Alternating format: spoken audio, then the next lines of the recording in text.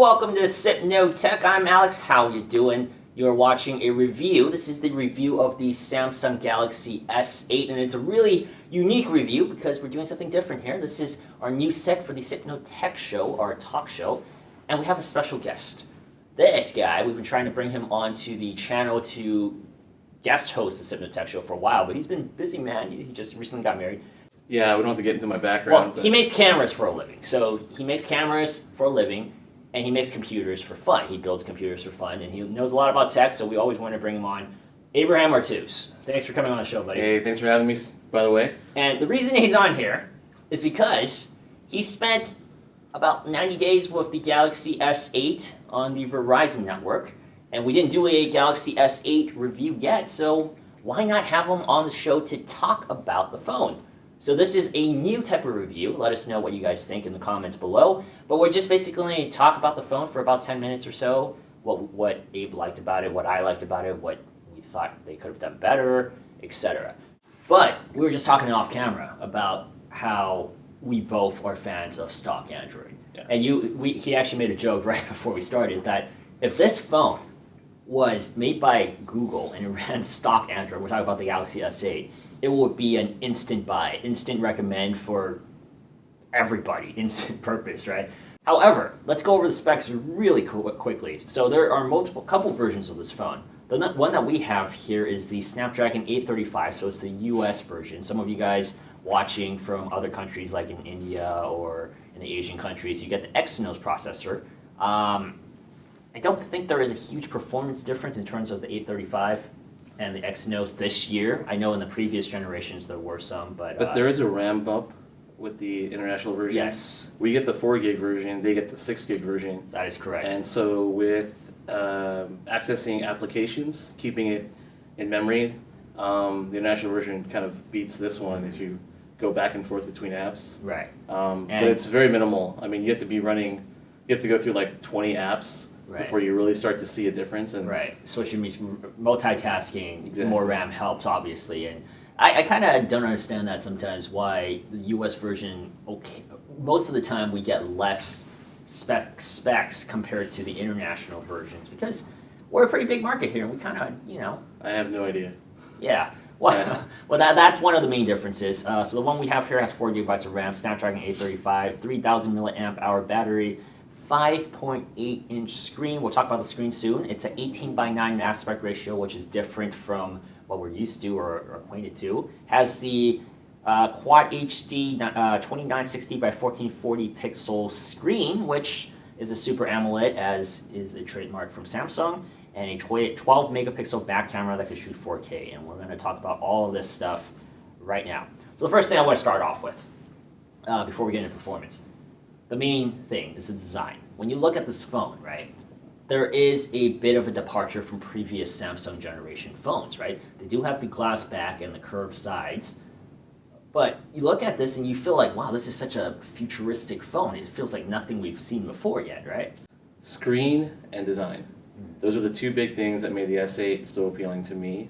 And I was like, I saw it and I was like, this is a really nice design. Mm-hmm. What about the glass, the dual glass? I mean, it's a beautiful design, and it's a bit of a tall phone. Is it a little too difficult to handle? Because I had that problem last year with the S7 Edge. I thought it was a beautiful phone, and it was very fingerprint magnety, and it just kept slipping out of my hands a lot, And what do you think? There are people that use device. cases, and there are people that don't use cases. Mm-hmm. I'm a guy that uses cases. Or you can get a skin, too. You can, if you don't like the thickness of a case, but you still want to protect the back and have that minimalist feel. You can put like a wrap. Like Slick Wraps is a place I know online that they do it for computers, laptops, iPads, phones. The reason he mentioned Slick Wraps is because they actually sent us their new honeycomb one that we threw on the phone, and we actually really liked the look of that one. So we're plugging that in here. Thank you guys. Thank you Slick Wraps for sending that to us. It actually looked really cool.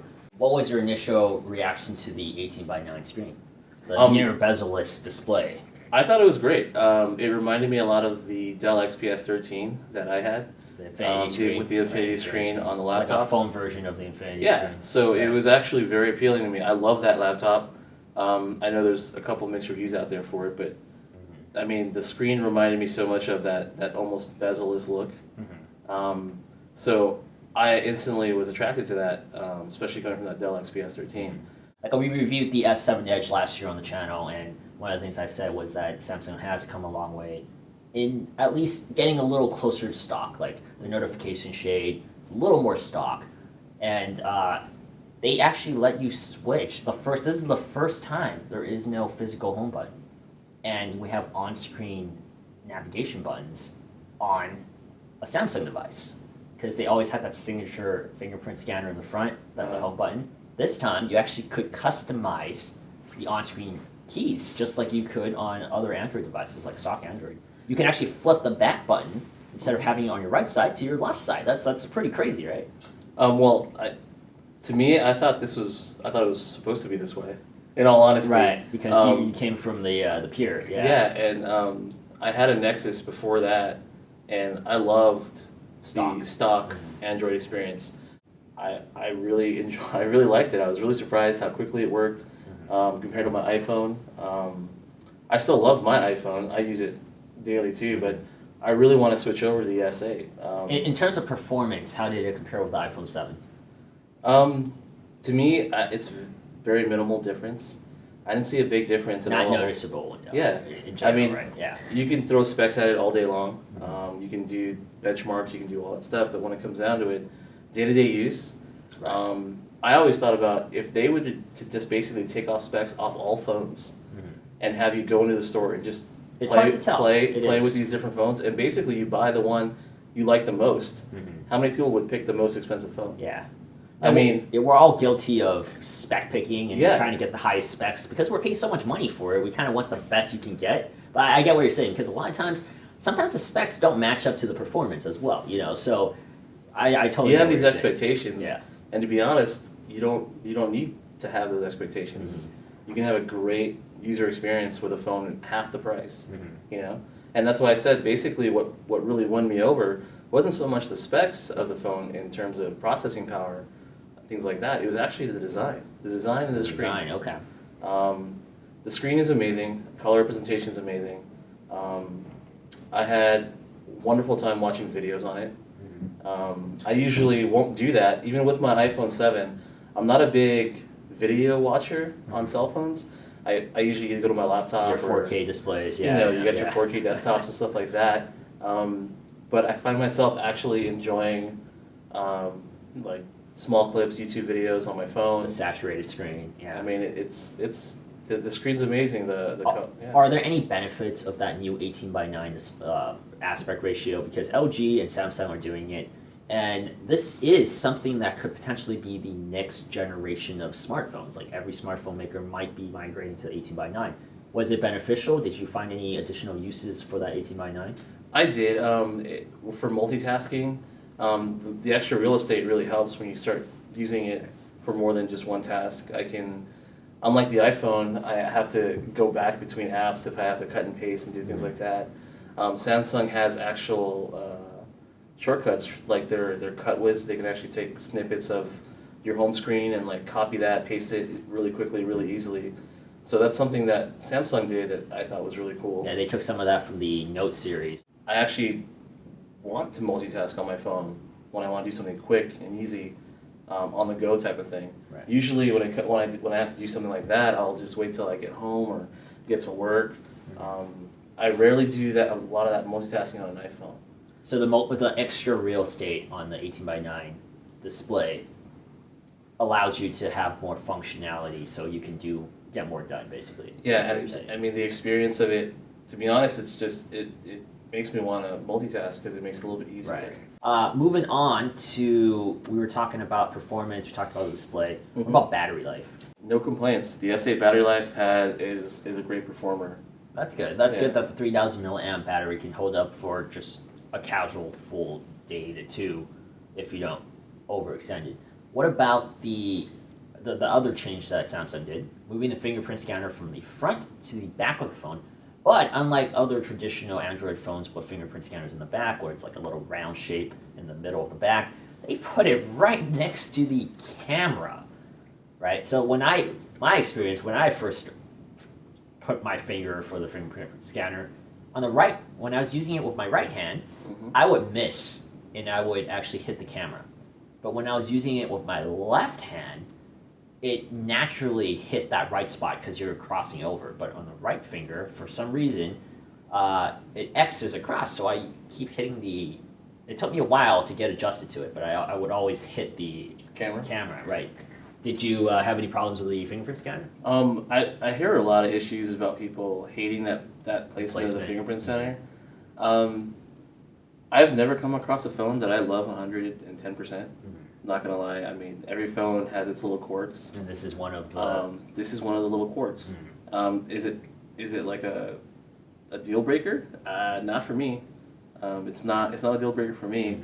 For some people it may be, just because they're getting their camera smudged all the time. And it's something you use hundreds of times each day. Could they have put it in a better place? Yeah. Yeah. They could have. Does that make you use the iris scanner more so than the I actually still use the fingerprint scanner because when I grab for my phone, I always grab it like this.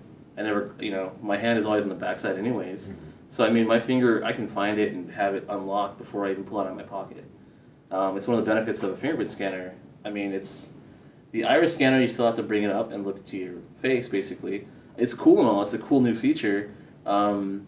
It's going to be coming in on more newer phones are going to have the same type of technology.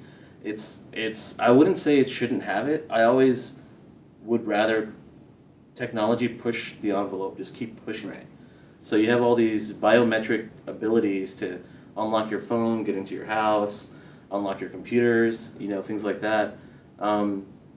Technology needs to get pushed. So even though the iris scanner can be fooled with a picture, other things like that. It doesn't hurt to have options too, right? Yeah. Like multiple security options. It doesn't. I'm not gonna rag on Samsung for putting it on there, even because I don't use it. No, I mean I'm always encouraging of companies to keep pushing that off of it.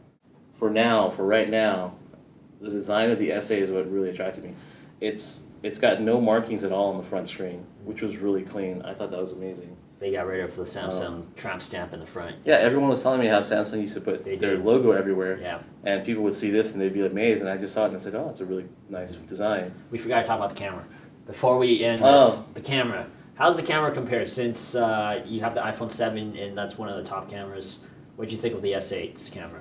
The S8 camera, from what I understand spec-wise, it's the same as the S7. Marginal, right? Samsung said it's marginal improvements. There's marginal improvements software-wise, but I don't have that to compare to. I just have the iPhone 7 that I do. Between the two cameras, straight off the bat, I like shooting with the iPhone 7 camera better. Okay. The reason why is just because it seems more natural when I shoot with this one versus this one. The pictures still come out really nice. I'm not saying that it doesn't, but because it does. But something about how the colors come out and just the natural look of the image, the iPhone 7 tends to take a more natural photo. And for some people, that's actually worse because it shows all the imperfections. But that about wraps it up for us here. That was pretty long, actually. That was a...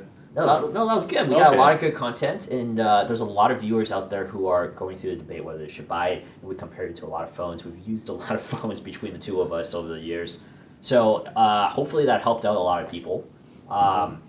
Basically, to sum it up, once again, the S8 is a good phone. It's a good Android phone. I think it's a great design. Beautiful design. Great screen, great design. I think that's universally acclaimed. Like, I think everybody just sees it and they're like, this looks stunning. And I agree with that. I haven't been the biggest Samsung homer. I do think this year the phone looks gorgeous. So I agree with you there. I've never touched a Samsung. Like I said, I've never been appealed by their designs. None of their Galaxies ever. They got an iPhone user this generation.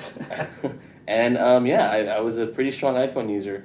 I love Android. Don't get me wrong. I'm not an Apple fanboy. Right. I totally respect Android. You just like the stock Android. You're one of those guys. Yeah, but this design, man, Samsung did a really good job, and I agree. I cannot knock it. Right. It's a great design. Once again, I'm Alex, and this is Abe. He'll be back on the channel one day. We got a lot of stuff that we want to work with him on, building PCs.